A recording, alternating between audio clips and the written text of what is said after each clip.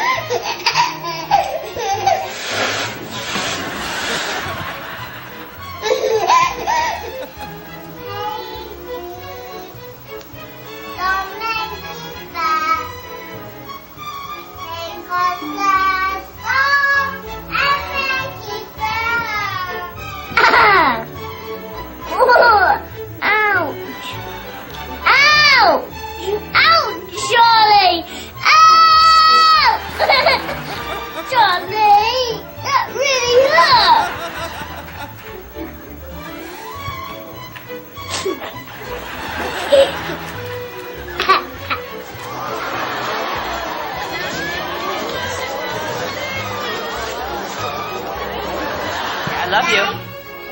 I love you too, but I don't like you all the time.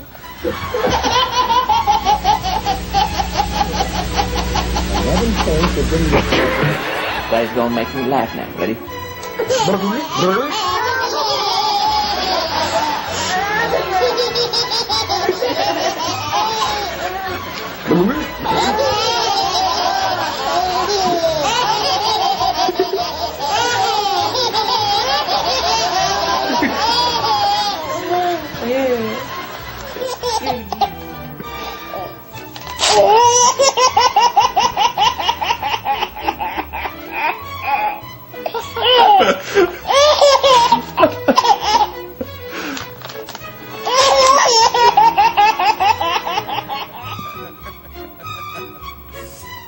Oh my goodness.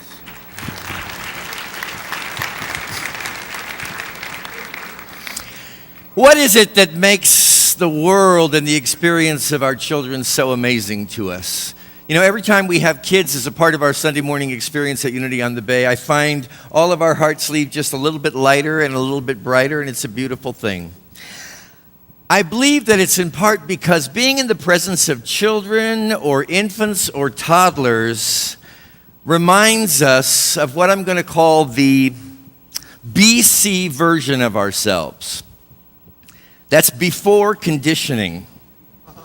Before the world came along and, so to speak, tarnished us with all these false ideas, these erroneous beliefs about who we are and what we're doing here. And so when we're in the presence of children, and this is certainly true for myself, I sort of am reminded of a part of me that has never left me. You know, a lot of us believe that we've grown up to become responsible, mature adults in the world. But the reality is the child within us never actually leaves. And trust me, it always wants to come out and play if you just give it the opportunity. It also wants to be allowed to be given the license to express compassion and understanding and love and kindness in ways that for many of us the world of adulthood has caused us to forget. I'm using the world of audio-visual support this morning to share with you the story of a little 3-year-old girl named Emily. Emily, throughout her life, has never had her hair cut, but it's gotten to the point where it's become something of a nuisance in her world. So it's time for the big cut on her part. And she makes a beautiful decision that I believe helps us to remember that children are our teachers every bit as much, if not more so, than we are their teachers.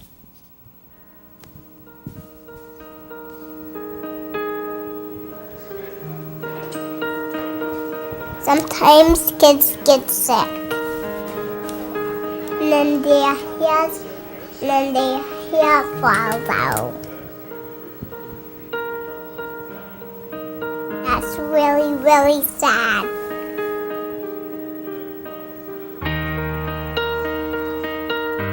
My name is Emily James and I'm 3 years old. This is my Uncle Matthew. He gets my hair.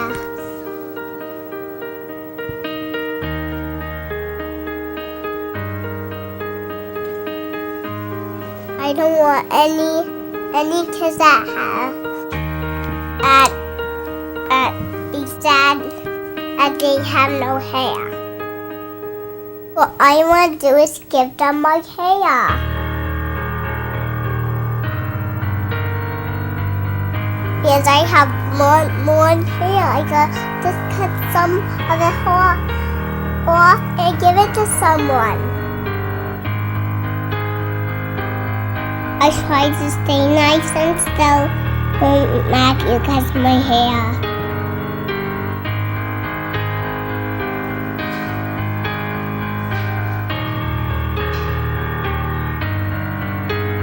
I think Uncle Matthew is the best haircut in the world.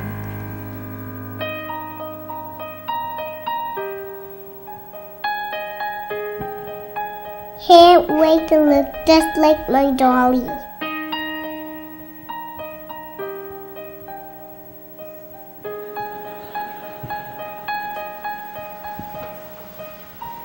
Wow, me and my dolly look so pretty.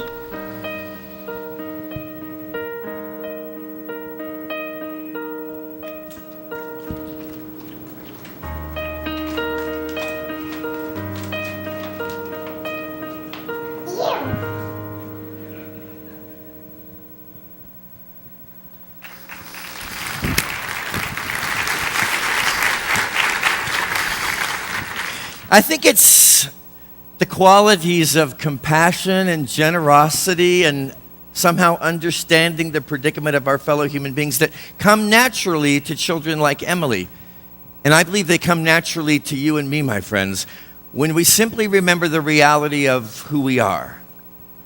You may or may not agree with me this morning, but as I'm standing before you, I want to make the proposal that we are, each and every one of us, children. We're children more than we are responsible adults in the world. We're children because remember that our way shower and our teacher, Jesus Christ, said that we were children of God. And I believe he used that word intentionally because the behavior of a child over an adult is quite different. And that's what I want to explore with you this morning. Back in the 1990s, which was a difficult decade for me, a lot of you know that, I call it the decade of therapy. And the reason for that is that I was engaged in every kind of therapy I could possibly get my arms wrapped around. I was such a troubled person at the time, and I went to group therapy, and I went to one-on-one therapy, and I went to this thing called, and I did have a bit of resistance, inner child therapy.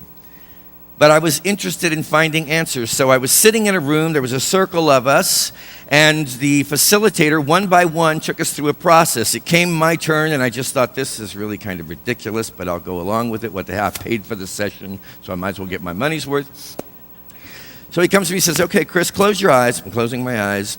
I want you to imagine that you're in a very peaceful place, and suddenly I realize I'm in the center of this meadow, and there are trees all around me. And he says, I want you to look around until you see your inner child. And I'm looking, and I'm looking, and I'm looking, and I'm feeling really ridiculous because after all, there can't possibly be a little child, a little kid in me. I'm a full-grown adult. And all of a sudden, from the darkness behind the trees, I see these two eyes looking into my own.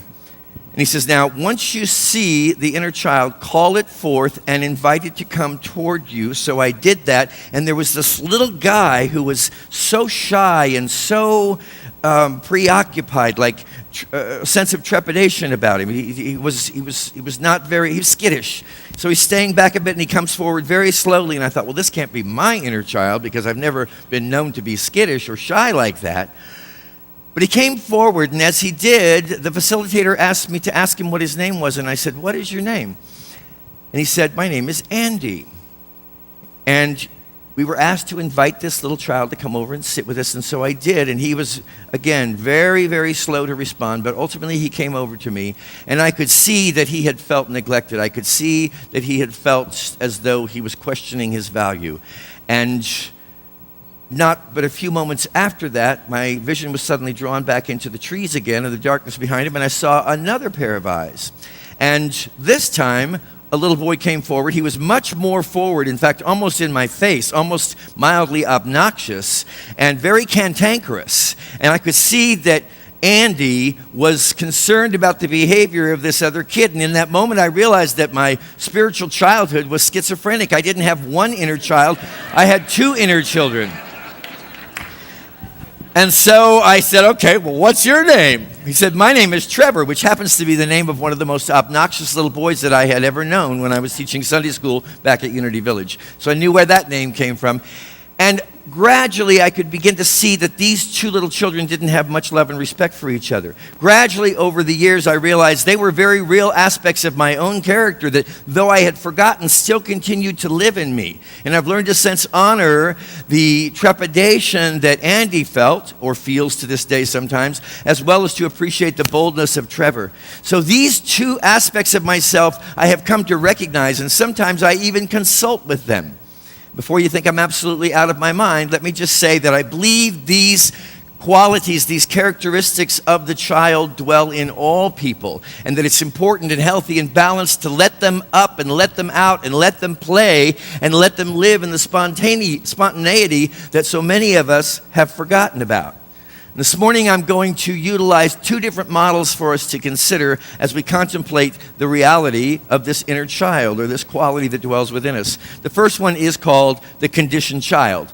And the conditioned child is that one that has had layer upon layer of social conditioning laid upon it so that it sometimes barely recognizes that it's alive. The qualities of the conditioned child begin with guilt. One of the things I love that we often say about Unity on the Bay is no guilt, no shame, just God. Because so many of us, whether we realize it or not, have been running around on this planet with a sense of guilt, a sense of shame, a sense of somehow believing that we've done something terribly wrong, though for the life of us we cannot remember what it is. But it's really, really wrong. And of course, organized religion and authority figures have come along to support and enforce that, primarily for one reason, I personally believe, and that is to assert control over us. Because if we feel guilty enough, if we feel shameful enough, we'll cooperate with whatever it is that's being requested. But it's not part of the child of God, my friends, that dwells in you. That child is guilt-free. That child is free of shame. The next quality of the conditioned child is that of knowledge, or the belief that somehow the information that I hold in my mind or in my consciousness measures my worth as an individual. And for those of us that believe in that approach, we're often out there trying to get our hands on as much information as we possibly can, because we believe that knowledge or accumulated information is somehow going to save us. And it's important. The next quality of the conditioned child is arrogance. And that is the idea that somehow you or I or anybody anywhere can increase their sense of self-esteem by putting other people down.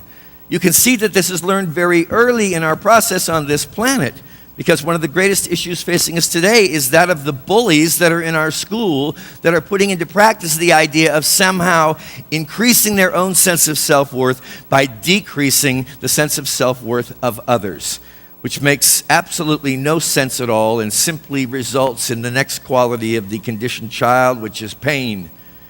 And this child is very painful indeed, not only because of what has been inflicted upon it from outside authorities, circumstances, and individuals, but also because they believe they have made mistakes in the past. They have sorrows that they're still holding on to from yesterday, and many regrets. That's a heavy burden indeed, my friends. And all of this is kind of wrapped up under the umbrella of the word fear. The idea that we have to really remain guarded. When I first meet you, I have to be very guarded and very careful, because you could be the evil one. You could be the evil one, and the evil one is always out to get us. This goes right back into the origins of the realm of duality, that there's a devil, there's a Satan out there, and I got to keep my eyes open because it could show up at any minute and all hell could literally break loose. These are aspects that the conditioned child within us has learned to believe and to accept. And I want you in this room to consider taking on a different model. That's to recognize yourself, my friends, as a child of God, as a child of divinity, as a child of the infinite. And consider these qualities. Innocence. You're not guilty of anything. You didn't do anything wrong. If you think you did something wrong, check out your belief system, because believing that you think you did something wrong could be something wrong. I am innocent and I'm unashamed of who I am. I am unashamed of who I am. Say that with me. I am unashamed of who I am. Now be careful, because when you get home this afternoon, any level or layer of shame that you're still holding on to will surface and rise in the power of that statement. You've said, I'm unashamed. I'm not going to walk in this world making apologies for who I am or what I am or how I show up in life. Wonder.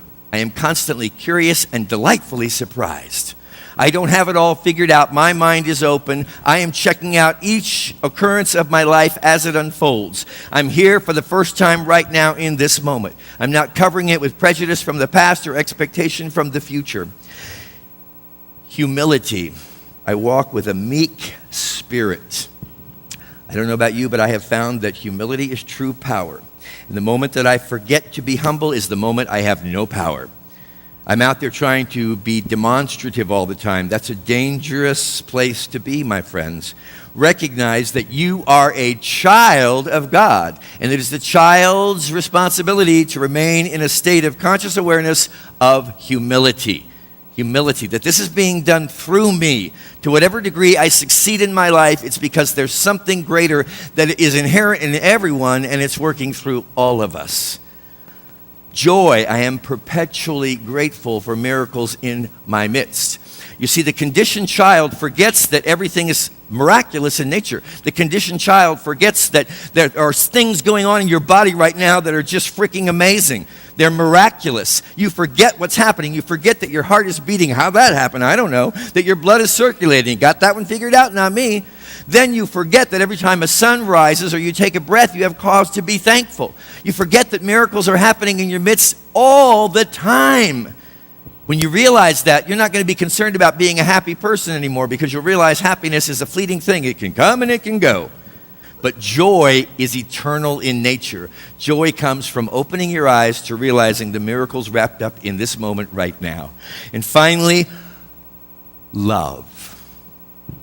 You know, it was about 3 years ago that I was asleep in the middle of the night. My dog, my big 85-pound lab spirit, who passed away last year, almost about a year ago, but 3 years ago, I woke up to the fact that she had fallen off the bed onto the floor, apparently the result of the fact that she had vertigo.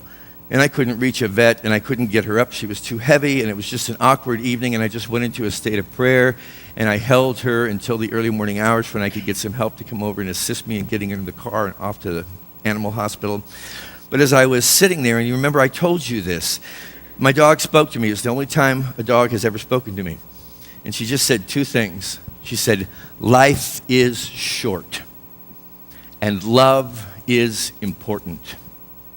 I think that little children know this, but somehow as we grow up and mature on this planet, we get the idea we're going to be here forever. As one who has been through many decades of my existence on this planet, let me tell you, I do realize I'm not going to be here forever. I realized over the past 3 months, as my mother has gone through her trials and tribulations, she's not going to be here forever either. But she is going to be here a little while longer. After major abdominal surgery, a heart attack 2 weeks ago, she came home 2 days ago, and the woman is walking. She blows me away. She blows me away. So being the child that I'm encouraging you all to be, this morning I wrote all these qualities on the fingers of this hand. And I just want to review them with you in closing now. Innocence. No matter what the world has told you about how bad, guilty, and shameful you are, please do not believe it. Wonder. Keep your eyes open at all times. There are miracles in your experience that are happening right here and right now. Humility. Always remain humble. Keep your heart open. Realize where all the goodness and greatness is coming from. It's not from the you that you've created. It's from the God that has created you. Joy. Keep a sense of spontaneity. Keep yourself alive. Don't be pursuing happiness, my friends. Get down into your heart and say, what I want here is more joy. And I'm going to receive that joy as I open myself to playing and laughing and loving in this world more and more with each passing day. And finally,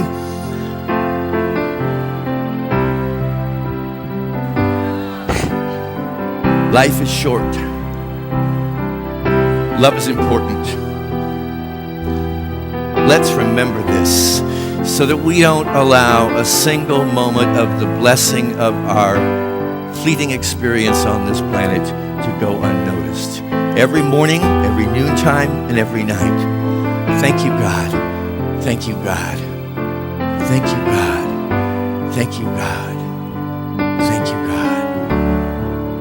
And I very much love you. God bless you.